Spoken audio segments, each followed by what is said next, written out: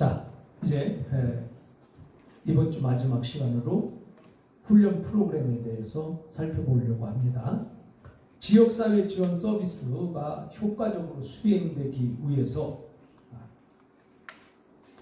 관련 주체들의 참여를 촉진할 수 있는 구조화된 훈련 프로그램이 필요하다. 그러니까 구조화된 건 조직적이죠. 자, 조직적으로 잘된 훈련 프로그램이 필요하다. 예를 들어서 자원봉사자를 지역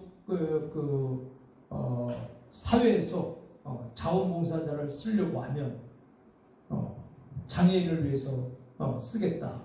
그러면 장애인을 위한 지역사회에 필요한 자원봉사자를 키워야 되잖아요. 키우기 위해서는 당연히 프로그램이 있어야지 그 프로그램에 의해서 키워질 거 아니겠습니까? 그러니까 프로그램이 필요한데 그 프로그램은 바로 훈련 프로그램이다. 그래서 이런 구조화된 훈련 프로그램이 있어야 여기서는 관련 주체들의 참여를 촉진할 수 있다는 거예요. 자, 그 다음에 훈련 프로그램의 유형이에요. 훈련 프로그램의 유형은 제도적인 환경, 그 다음에 인구 규모와 특성, 경제 및 문화적 조건, 인적 자원 특성, 장애에 대한 지역적 의식 등에 따라서 다양하게 구성이 된다.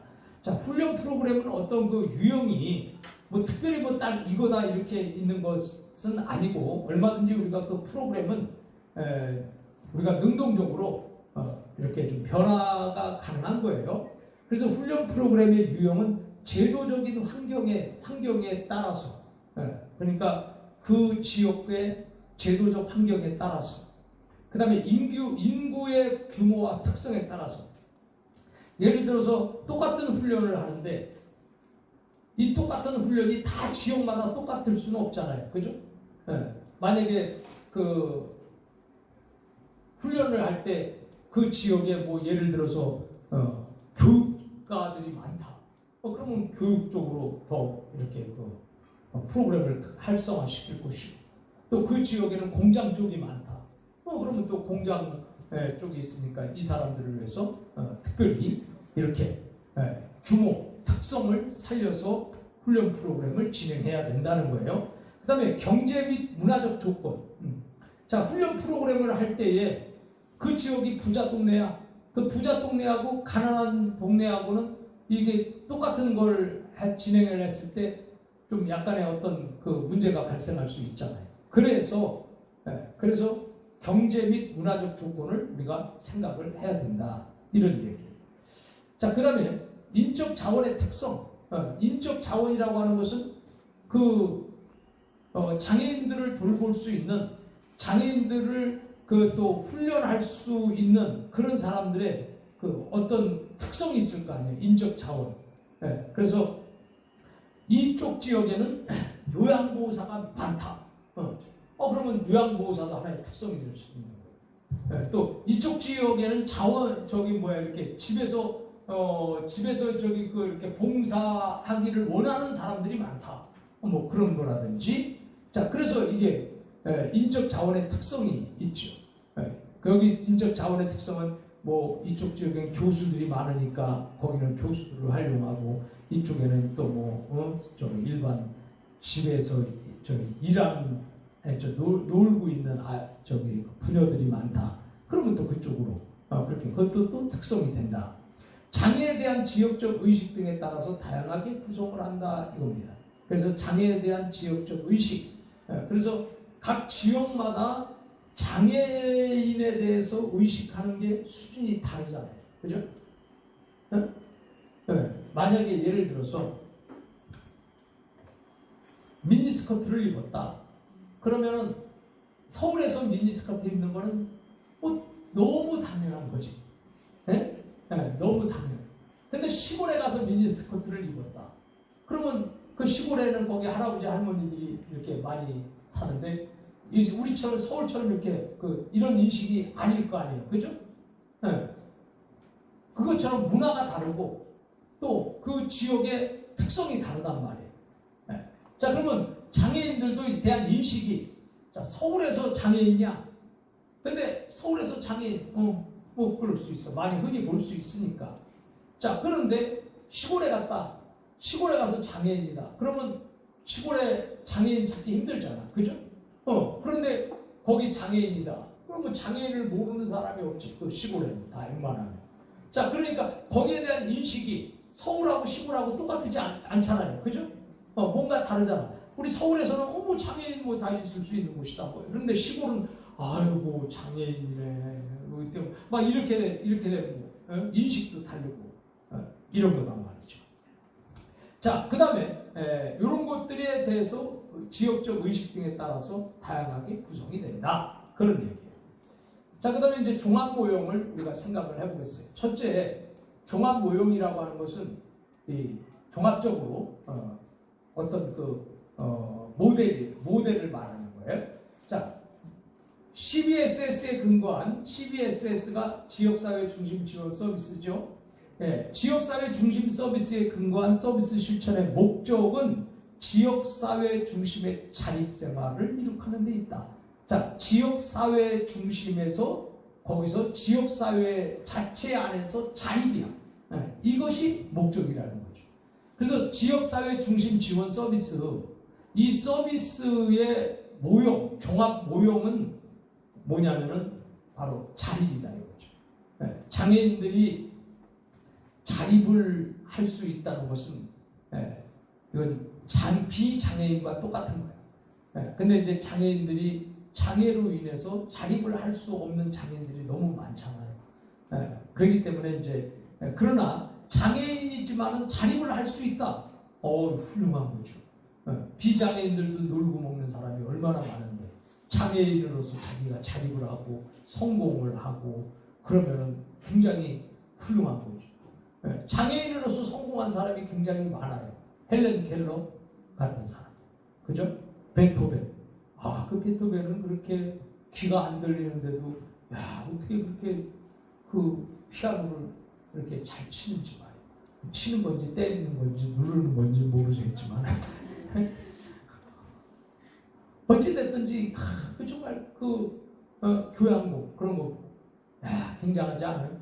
그 다음에 또 루즈벨트도 어렸을 때 소아마비로 그러면서도 대통령까지 하잖아요. 그러니까 장애는 내가 좀 사는데 불편해서 그러지 이것이 내 인생의 문제가 되지는 않는다. 이렇게 생각을 해야 돼요. 그래서 장애인일수록 더 긍정적인 자세를 가지고 적극적인 자세를 가지고 삶을 이렇게 부닥치면 오히려 비장애인보다도 더 자아 실현을 할 수 있게 되고요. 오히려 비장애인보다 더 위대한 거야. 장애라고 해서 뭐 다 이렇게 비장애인보다 못하게 살라는 법이 어디 있습니까? 그죠?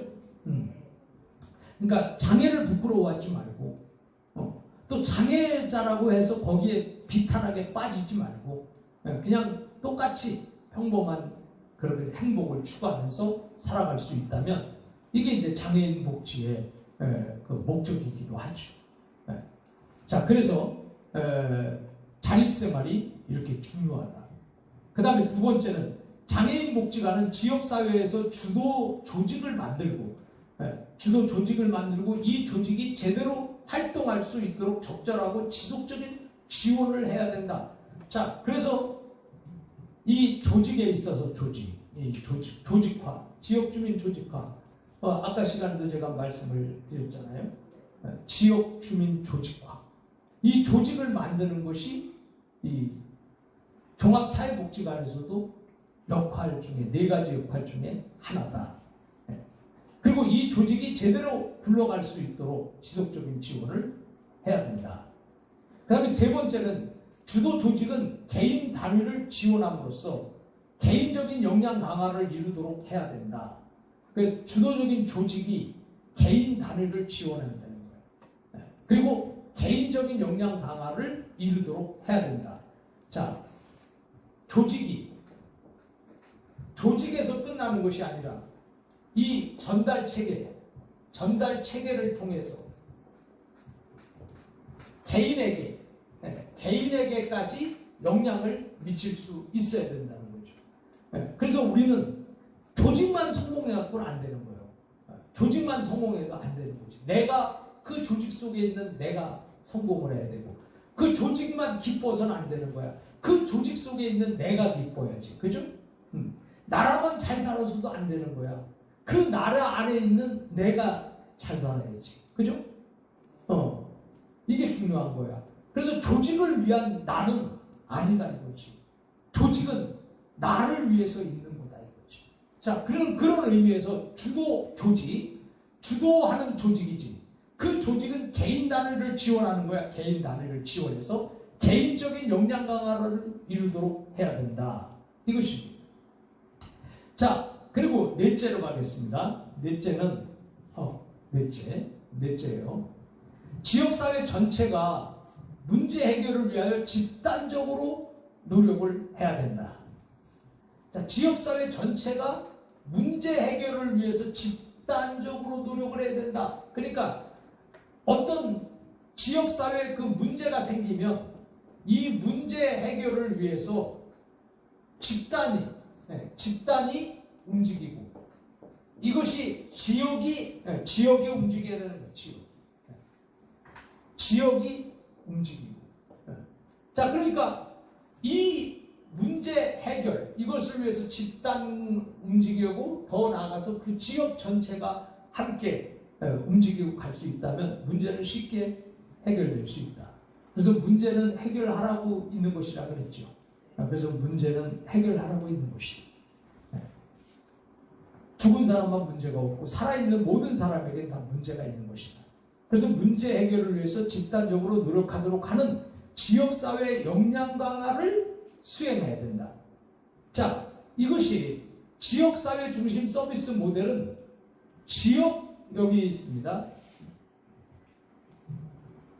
지역사회 역량 강화를 수행해야 된다.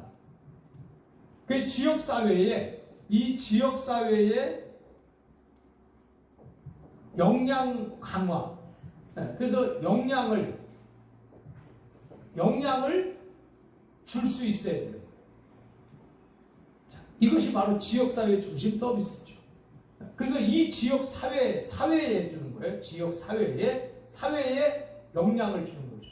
그러니까 복지관 같은 데서 종합 노인복지관이나 장애인복지관이나 종합사회복지관이나 이런 복지관 같은 데서 결국 그 지역사회에 역량을 줄 수 있어야 돼요.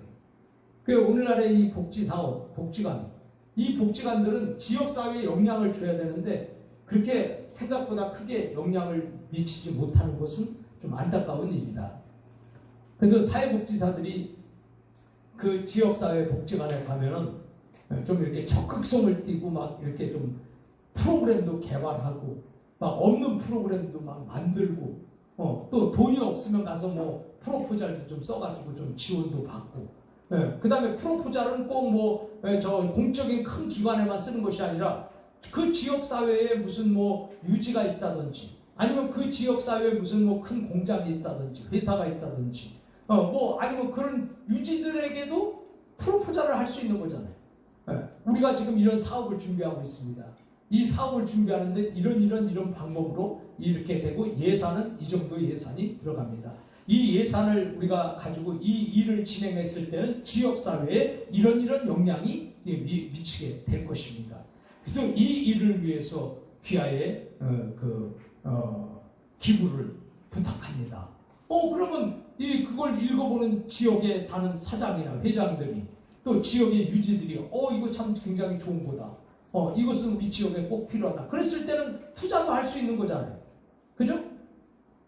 그래서 사회복지사가 기관에 딱 들어가서 할 일이 없을 때는 프로포잘을 쓰란 말이에요. 그 프로포잘을 써가지고 이걸 가지고 지역 유지를 찾아가서 만난다든지 아니면 이걸 가지고 복지부에 낸다든지 아니면 공단에 낸다든지 구청에 낸다든지 서울시에 낸다든지 이렇게 되면 여러분들의 그 프로포잘이 잘 통과됨으로 말미암아서 엄청난 후원을 받을 수가 있잖아요. 그러면 여러분들은 그 기관에서 갑자기 하루아침에 뜨는 거야. 그리고 하루아침에 그냥 유명해지는 거지. 프로포잘을 하면 만약에 5억짜리 프로포잘을 내가 갖고 왔다. 그러면 그 기관장님이 아이고 선생님은 절대로 나가시면 안 됩니다. 월급 좀 올려주시면 안 되겠습니까? 아유 올려드리죠. 2~3배는 올려드리겠습니다. 그래서 180짜리가 갑자기 3배 오르면 얼마예요? 계산이 안 되네. 360만 원인가? 아니지? 그래서 얼마예요? 560만 원이? 네? 와 얼마나 멋있어. 네? 그러니까 막 500만 원대로 막 가면 뭐 이사나 마찬가지지. 이사. 뭐 회사의 이사가 똑같은 거야. 이 정도로 우리가 이 프로포절에 여러분이 좀 신경을 쓰고, 그 지역사회복지관에 여러분이 취직하는 그곳에서 여러분의 영향력이 문제인 거예요. 그래서 여러분들이 얼만큼 영향력을 발휘하느냐, 여기에 따라서 여러분의 돈도 결정나는 것이고, 또 영향력을 발휘하는 것에 따라서 급여와 이런 인생의 행복도 함께 만들어지는 것이다. 그러니까 가만히 앉아있는 사람은 얻어지는 게 없어. 얻으려고 하냐? 움직이면 되는 거예요. 그래서 아침에 일찍 일어나는 새가 모이를 주워서 먹는 거다 이거야. 그래서 여러분들이 이렇게 사회복지사도 가만히 앉아서 하려고 하지 말고 움직이면서 이렇게 하라 이 말이죠. 자, 그 다음에 이렇게 역량 강화를 수행해야 된다. 그 다음에 5째, 주도 조직이 이상과 같은 활동을 원활하고 적절하게 할 수 있도록 지속적으로 훈련 프로그램이 실행되어야 한다 이거예요. 지속적으로, 이게 중요해요. 지속적으로 훈련 프로그램이 실행돼야 합니다. 자, 근데 그 훈련 프로그램을 한 번만 딱 해버리고 끝나버리면 그 인원이 만약에 다 소진되었을 땐 뭐 어떻게 할 거야? 그래서 훈련 프로그램도 계속 끊임없이 제1차, 제2차, 제3차, 4차, 5차 이렇게 지속적으로 훈련 프로그램이 진행이 돼야 된다 이겁니다. 그래서 여러분들이 이런 훈련 프로그램을 통해서 여기 지금 지역사회 중심 지원 서비스가 잘 될 수 있고, 그 다음에 지역사회 중심의 자립생활을 장애인들이 이루어내는데 어려움이 없도록 지속적인 여러분이 지원과 또 훈련 프로그램을 통해서 그들에게 관심을 가지고 최선을 다해야 된다 그런 얘기예요. 자, 이제 지역사회 통합 돌봄에 대해서 보충 참고로 잠시 말씀을 드리겠습니다. 제5차 장애인 정책 종합계획이 2018년서부터 2022년의 비전이에요. 장애인이 자립생활이 이루어지는 포용사회. 그래서 장애인 정책 종합계획이에요. 자, 이것은 장애인 분야에 대한 전향적인 정책 방향의 추진과 지역사회를 기반으로 하는 안정적인 정착 지원 및 환경 조성을 의미하는 것이다. 자, 그러니까 이 장애인 정책 종합계획이야. 그러면 결국은 장애인이 자립을 할 수 있도록 만드는 프로그램이죠. 그리고 이 장애인이 자립을 할 수 있도록 만들고 비장애인들은 그들을 넓게 수용을 받아들이는 이런 사회, 이런 사업이 제5차 장애인 정책 종합계획이다 이거예요. 자, 그러면 구체적으로 이것은 뭐냐? 장애인들이 안정적인 정착을 지원받을 수 있도록 환경을 그렇게 또 조성해 줄 수 있도록 이렇게 해서 자립생활을 하는데 어려움이 없도록 지원하는 것입니다. 그 다음에 2018년도 보건복지부가 노인, 장애인 등 취약계층 대상의 지역사회 통합 돌봄이에요. 커뮤니티 케어예요. 그래서 추진 계획을 발표했어요. 그래서 2019년 현재 선도 사업 시행 중이고요. 지금 2020년도에는 실제적으로 이것이 시행되고 있다. 자, 이렇게 우리가 볼 때에 지역사회 통합 돌봄. 그러니까 결국은 통합 돌봄이니까 한 사람, 이 사람을 위해서 지역 전체가 이렇게 움직일 수 있고 또 그 사람의 통합적으로 전인적으로 도움을 받을 수 있게 만드는 통합사회 프로그램. 그래서 지역사회 통합 돌봄이 이런 프로그램들이 만들어진 것입니다. 자, 그러면 이제 커뮤니티 케어에 대해서 노인, 장애인 장애인 등이 살던 곳에서 살아갈 수 있도록 주거, 보건, 의료, 요양, 돌봄 등을 통합적으로 제공하는 혁신적 사회 서비스 정책이라고 말을 했습니다. 자, 지역사회 취약계층에 대한 복지 사각지대 해소와 자원 연계를 통한 안정적 생활 유지와 사회 통합 지향으로 지역사회 돌봄 수준 강화 플러스 서비스 이용자 권리 증진, 이것은 포용적 복지 실천 지향이다. 이렇게 지금 말을 했어요. 근데 이게 좀 복잡한 것 같지만은 그렇게 설명을 제가 해드리겠습니다. 지역사회 취약계층이다. 이 말은 지역사회에 보면은 그저 이렇게 복지를 받지 못하는 그런 사람들 중에서도 받아야 될 사람들인데 받지 못하는 그런 사람들이 많이 있잖아요. 그 취약계층. 자, 여기에 대해서 복지 사각지대를 해소하겠다. 이 말은 복지를 못 받는 사람들, 그 다음에 억울한 사람들, 그 복지에서 소외된 이런 사람들을 끄집어내서 그들에게 해소, 그 복지를 받을 수 있도록 만들어 주겠다는 거죠. 그래서 그거와 그 다음에 자원 연계를 통해서 안정적 생활 유지를 시키겠다. 이 말은, 자, 지금 여기 장애인이 있어요. 장애인이 있는데, 이 사람이 참 이게 예를 들어서 참 머리가 똑똑하고 공부를 잘해. 자, 그러면 지역사회에서 누가 이 사람을 후원해 줄 사람이 있습니까? 그래서 이 사람을 후원해 주면 이 사람의 꿈이 국회의원인데, 이 사람의 꿈이 장관인데, 이 사람을 지원해 줄 수 있다면 이 사람의 미래가 상당히 밝아질 것입니다. 이렇게 된다면 가능성이 있다. 그렇게 판단됐을 때는 지역 유지들이 기부할 수 있는 거잖아요. 그죠? 지역 유지들이 그 장애인 내가 후원해 주겠다. 이럴 수 있는 거예요. 후원자를 만들어 줄 수도 있는 거잖아요. 그래서 사회복지사는 클라이언트에 대해서 특히나 이 장애인들이 왔을 때는 그 장애인의 후원자를 잘 만들어주는 것도 사회복지사의 기술이에요. 그 사회복지사의 능력이에요. 그것도. 그래서 후원을 잘 해오고 또 프로포자를 통해서 지원금도 많이 받을게 만들고, 그래서 그 한 사회복지사가 할 일이 너무너무 많죠. 그래서 프로포잘도 각 지역에 쓰고 또 우리 지역사회에다 또 이렇게 좀 유지들한테 한번 돌려보기도 하고, 이렇게 하면은 그 사회복지사는 굉장히 위대한 거죠. 여러분들이 직장에 취직을 하면 좀 그런 쪽에 좀 관심을 한번 가져보세요. 그러면은 훌륭한 사회복지사가 되고 급여도 여러분이 굉장히 많아지고. 자, 그래서 이런 안정적 생활 유지, 뭘 통해서? 자원 연계. 그래서 자원 연계를 통해서 안정적 생활 유지를 시키겠다 이 말이에요.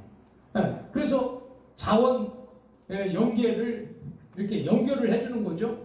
자원을 연결해서 그 자원에게 이렇게 장애인에게 올 수 있도록 이렇게 만들어주는 거예요. 그래서 지역사회 돌봄 수준을 강화시키겠다.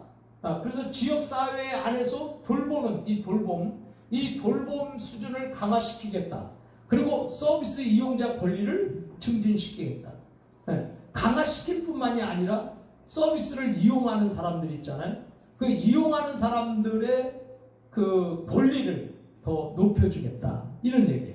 그러기 위해서 포용적 복지 실천이 지향되어야 된다. 그런 얘기예요. 포용적이라는 것은 넓게 받아들이는 거죠. 그래서 포괄적인, 포용적인 다 똑같은 얘기인데 이렇게 포용적 복지 실천을 지향한다. 이런 얘기예요. 자, 그래서 커뮤니티 케어 추진 3단계를 보면 관계부처 합동해서 2018년 11월 21일 여기 보면 1단계는 핵심 인프라 구축을 이루어져야 되고, 그 선도 사업으로 2020년까지 커뮤니티 케어 모델을 개발해야 돼. 금년까지요. 모델을 개발해야 돼. 2단계에서는 2025년까지 커뮤니티 케어 제공 기반을 구축한다. 자, 2025년도면 여러분들 기억나는 게 있습니까? 2025년도가 되면 우리 대한민국은 노인의 고령화에서 이제 초고령으로 바뀌어지는 해란 말이에요. 네.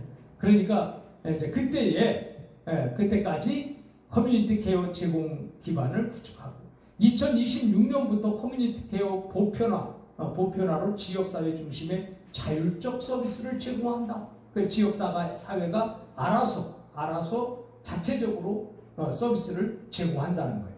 그 다음에 특히 2025년까지 제공 기반 구축을 하고요.